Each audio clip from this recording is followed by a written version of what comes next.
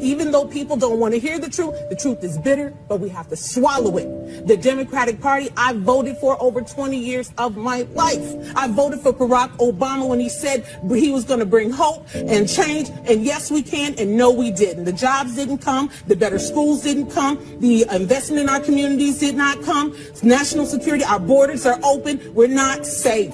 We're not safe. And we've got to stop thinking as black and white and purple and Arab. We've got to start thinking as Americans. And that's what Donald Trump is saying. We're Americans, America first. You have to remember, Donald Trump is the head of Trump Organization. And when you look into that organization, it is filled with blacks, whites, Hispanics, Arabs, Asians.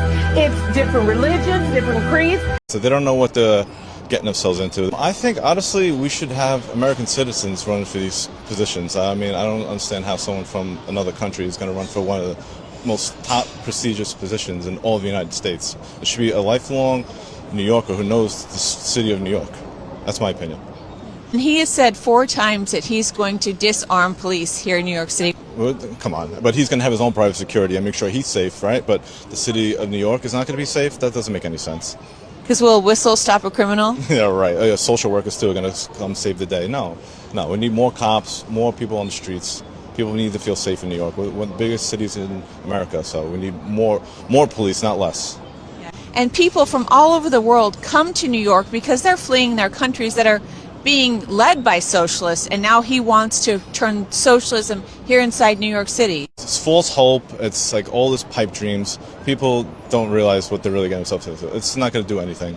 It's all a bunch of garbage. It's just talk and talk and talk. That's it. Here, expecting that I left the bad guys behind. But unfortunately, what I found here is that the bad guys are already here. And they include many of the people I knew from 15 years ago or 20 years ago when I was a student, an undergraduate student. Now they are leading the protests that are happening all over the country. I know they are members of the Muslim Brotherhood, although many of them deny that they are. They even organize the protests in the same manner that they were doing back then, 15 and 20 years ago, the same way of mobilization, the same flags, the same narrative, even the same dependence on Al Jazeera footage and the news stories. It's like a deja vu for me. Everything is happening, but in the United States. That's why I'm here today with the hope that we can find a way to prevent what happened to my home country, Egypt, from happening here to the United States. Because for me, the United States embodies all the important values that I've been fighting for all my life, including human rights, women's rights, and democratization. I don't want to see this going away by any means. So I hope today we can come up with an offensive strategy that can help us make this happen before it's too late. Islamist, fundamentalist, I would only vote left. Why is that? I saw them as very stupid. I would fear the conservatives because they come with principle. That's not someone they can brainwash. But the left, I know they have no values and no principles to begin with. I dare you to find one Islamic extremist that votes for Donald Trump. Never do it. They'd give their vote to the leftist who wants to run around in pride parades. And Islamic extremists are against gays and homosexuals and transgenders, but they want the left to go and get busy with that. They want them, go speak about the climate, go speak about abortion, go kill yourselves, go do that. And Omar, she's fighting for abortion rights and all the other, my body, my choice. Yes, go do that. But would she have an abortion? Never. Would she kill a Muslim in her stomach? Never. What is the fundamentalist and jihadi agenda for America? The future of America has to be Muslim. Now that SNAP and EBT ran out, this one's going to blow your mind because migrants in New York City were getting more food money per day than actual American citizens. And yeah, that was actually a thing. The average American on SNAP and EBT gets about $7.59 per person per day to buy food. But the city of New York was handing out prepaid food debit cards to recently arrived migrants, many of whom were here without legal status, worth about $12.52 per person per day. That means migrants in New York City shelters were receiving 65% more in daily food benefits than American families trying to get by in the exact same city. And here's the part nobody talks about. That $12.52 isn't even a federal program. It's not SNAP, it's not EBT, it's paid for by the New York City taxpayers. The city doesn't even give an extra food card for struggling citizens, to seniors on fixed incomes, to homeless veterans sleeping on the same streets. But show up yesterday without documentation and you're prioritized. This isn't about compassion, it's about political choices. And those choices are telling you exactly where American citizens land on the priority list, which is dead last. Do you think this is a right move by New York City to give more money to illegal aliens than it is to actual Americans? Let me know in the comment section. Appreciate you. So how do all these Chinese and Indian immigrants who speak and understand no English, how'd they pass a commercial driver's license test? They paid somebody like this and people at DMV $3,000. 35-year-old Jamie Middleton took commercial driver's license, or CDL, written exams for 7 different people. Investigators say that each time she'd use disguises, sunglasses, and surgical masks to look like a different person taking the exam. For the right price, workers would have on their computers a photo of the person who was supposed to take the test, but they'd let Middleton, who's clearly not the person on the computer screen, take it instead. She'd split a $1,500 to $3,000 payment for each bogus test with accomplices in the DMV. That's wild. People at DMV getting paid so they could have immigrants be out on the roads. That's dangerous. Muhammad, in 10 years, he waged 83 wars in 10 years, 27 wars and 56 raids in 10 years. And you are going to teach me that Islam is peaceful? No, it's not peaceful. Are you going to give a Nobel Prize for somebody who waged 83 wars? No, you will not. And another thing, Muhammad is not a role model. Jesus is. Muhammad, he had many wives, 11 of them. One of them, she was 9 years old. He was 53. I am 50. I cannot marry a girl that has 9 years old. You cannot. That's abuse. He raided a Jewish tribe. He killed the whole family of a newly bride called Safiya. And he took her as a wife the same time he was returning to Medina. Would you put that as a role model for me today in the 21st century? He had another wife called Rihanna. My daughter, her name is Rihanna. I named her specifically for that. He took a Jewish wife, Rihanna, and he did sex with her, not with her will. He did against their wills, all these ladies. Are you going to put him as a role model? You cannot compare Jesus with Muhammad. Jesus never killed a person. He never killed an apostate. He never waged a war. So he was a role model for me. That's why I loved Muhammad and I wanted to follow Jesus. 300 mail-in ballots for the governor's recall race were found inside a car parked at this torn 7-Eleven with a man sleeping inside of it. So that's kind of the part where we're at now with this investigation is, why were the ballots in his vehicle? What was his intent with those ballots? It was an employee at the convenience store on Emerald Street near Hawthorne Boulevard that alerted police last Monday around 10:45 p.m. about the man sleeping in his driver's seat. And stolen ballots weren't all police found inside the car. There was Xanax, a gun, meth, and other mail. He was arrested on several charges related to possession of the firearm, the narcotics, and some other charges as well. Several agencies, including Torrance Police, the U.S. Postal Service, and the L.A. County District Attorney's Office, are now investigating how these stolen ballots ended up inside a convicted felon's back seat.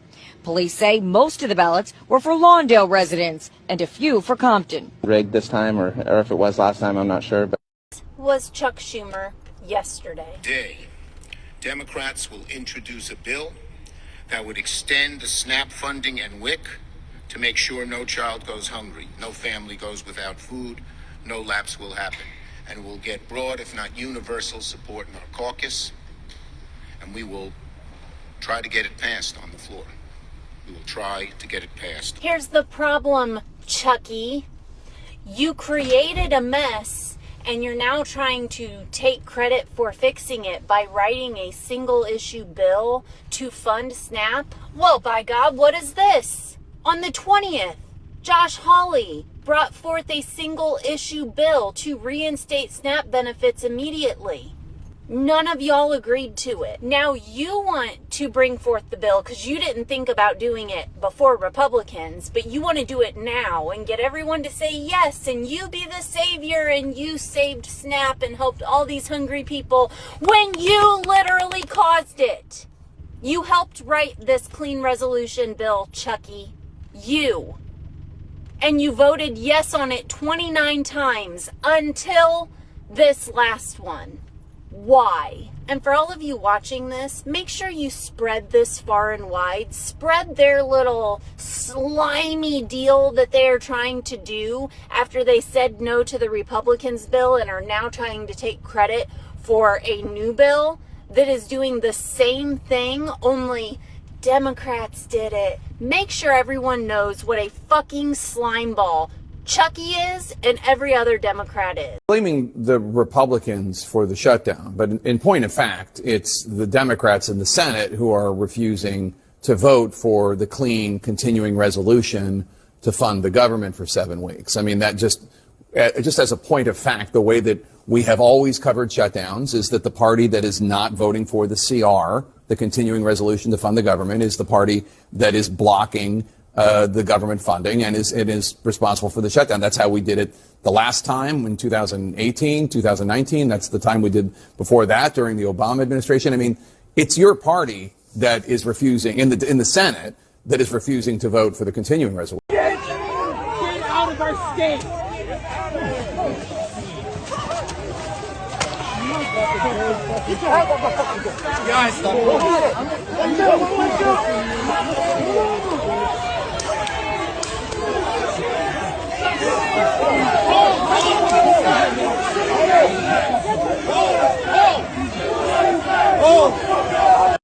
Senator Chris Murphy said the quiet part out loud that we've been all saying for some time now. Check this out. So you are right that has been the Democratic strategy for 30 years, maybe, and it has failed to deliver for the people we care about most, the undocumented Americans that are in this country. For the people we care about most, the undocumented Americans that are in this country. Uh-oh. You said the quiet part out loud and caught yourself live stream. That's why you paused and said Americans right after that. We see right through you Democrats, honestly. Like, this entire shutdown has been for undocumented people, and they're blatantly saying it. You got the House Minority Whip out here literally saying that she knows that American citizens are going to be hurt during the shutdown, and that's their only leverage. She said it herself, and now we have Senator Chris saying it straight out. We only care about undocumented Americans. We're kind of like kids now in the back of a minivan fighting, and it's not a good look, but I've seen it before, and you have too. Senator John Kennedy with an honest, if slightly depressing assessment. This is why the aliens lock their doors when they fly past Earth, okay? Nobody's impressed with this, but it's not going to get better until everybody puts their egos aside. I will tell my kids in the back of the minivan this is why they don't get to meet the aliens. Senator John Kennedy, thank you. See you later. Armed men who are in plain clothes that are snatching people off the streets, unwilling to identify themselves. You have the military being deployed in our streets. My God, this is America. You have states' rights being disregarded. So, a constitutional crisis that's being created in front of our eyes. And the same week where we have a president who has deployed the military who are trained to kill our enemies, not Americans, but our enemies, are in our streets. It's the same week that we are going to have a military parade. Can you imagine that image that is going to be coming out of our country? I mean, I grew up in a dictatorship. And I don't even remember ever witnessing anything like that. To have a democracy, a beacon of hope for the world to now be turned into one of the worst countries where the military are in our streets without any regard for people's constitutional rights, while our president is spending millions of dollars propping himself up like a failed dictator with a military parade. It is really shocking, and it should be a wake-up call for all Americans to say this is not the country we were born in. This is not the country we believe in. This is not the country our founding fathers imagined. And this is not the country that is supported by our Constitution, our ideals, our values. And we should all collectively be out in the streets rejecting what is taking place this week.